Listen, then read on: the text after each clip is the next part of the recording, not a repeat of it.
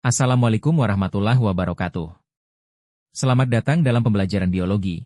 Dalam video kali ini, kita akan mempelajari tentang siklus biogeokimia. Sebelum kita masuk ke materi, kita harus mengetahui tujuan pembelajaran terlebih dahulu. Tujuan pembelajaran kita yaitu, peserta didik dapat menjelaskan tentang siklus biogeokimia. Jadi, apa itu biogeokimia? Singkatnya, biogeokimia adalah proses daur ulang unsur kimia melalui organisme dan lingkungan fisik. Unsur kimia yang ada di alam, seperti air, karbon, nitrogen, fosfor, dan sulfur. Semua unsur kimia ini mengalami daur ulang yang penting untuk kelangsungan hidup organisme di bumi. Salah satu siklus yang paling penting adalah siklus air. Tahukah kamu, bagaimana air bergerak di alam, dan kenapa air tidak pernah habis di alam? Mari kita lihat bersama. Jadi, siklus air dibagi menjadi dua, yaitu siklus air pendek dan siklus air panjang. Yang pertama yaitu, siklus air pendek, di mana air laut akan menguap, lalu, uapan dari air laut ini akan terkondensasi menjadi awan, dan akhirnya akan jatuh lagi ke laut, dalam bentuk air hujan. Sedangkan untuk siklus air panjang, di mana air laut akan menguap, dan terkondensasi menjadi awan, lalu awan-awan yang terkondensasi akan bergerak dari lautan ke daratan, disebut dengan adveksi, lalu awan-awan tersebut akan mengalami proses presipitasi, atau biasa kita sebut dengan hujan. Setelah air hujan sampai ke daratan, air tersebut akan diinfiltrasi, atau diserap oleh tanah. Setelah air diserap oleh tanah, air akan bergerak ke tempat yang lebih rendah, karena efek dari gaya gravitasi. Hingga air sampai lagi ke laut, dan siklus air siap diulang kembali. Selanjutnya kita mempunyai siklus karbon. Karbon sangat penting bagi kehidupan makhluk hidup. Karbon juga berbentuk O2 di udara dan digunakan oleh tumbuhan untuk bernafas. Berikut langkah-langkah dari siklus karbon. Yang pertama yaitu fotosintesis, di mana tanaman hijau dan alga menggunakan karbon dioksida dari atmosfer untuk menghasilkan glukosa dan oksigen melalui proses fotosintesis.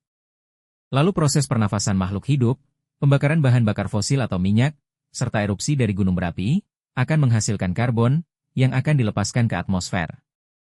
Lalu, tanaman hijau dan alga akan menyerap karbon dioksida dan akan mengubahnya menjadi oksigen dan glukosa kembali. Sedangkan karbon yang terperangkap di dalam organisme laut atau tanah dapat mengendap dan membentuk bahan bakar fosil seperti batu bara, minyak bumi, dan gas alam. Proses ini membutuhkan waktu jutaan tahun lamanya. Selanjutnya kita mempunyai siklus nitrogen. Nitrogen bebas sangat melimpah di atmosfer, tetapi tumbuhan hanya dapat menyerapnya dalam bentuk nitrat. Ayo kita lihat bagaimana siklus dari nitrogen di alam. Yang pertama yaitu fiksasi nitrogen, yaitu proses pengubahan nitrogen di atmosfer menjadi senyawa yang dapat digunakan oleh tumbuhan. Proses ini dilakukan oleh bakteri fiksasi nitrogen yang ada di akar tanaman legum, seperti kacang-kacangan, dan proses ini menghasilkan amonium.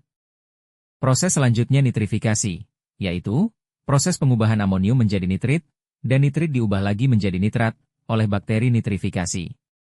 Nitrat adalah bentuk nitrogen yang paling banyak diserap tanaman untuk pertumbuhan.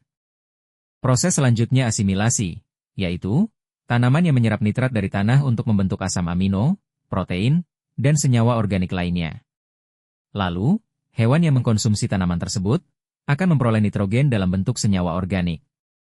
Setelah organisme tersebut mati, atau mengeluarkan limbah kotoran, bakteri dekomposer akan menguraikan senyawa organik yang mengandung nitrogen, seperti protein menjadi amonium.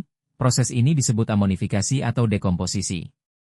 Proses yang terakhir adalah denitrifikasi, yaitu proses pengubahan nitrat menjadi nitrogen kembali oleh bakteri denitrifikasi, yang terjadi pada kondisi anaerob, atau tanpa oksigen di dalam tanah. Nitrogen gas yang dihasilkan akan dilepaskan kembali ke atmosfer, dan siklus nitrogen siap diulang kembali. Pembahasan materi selanjutnya di part 2. Terima kasih telah menonton.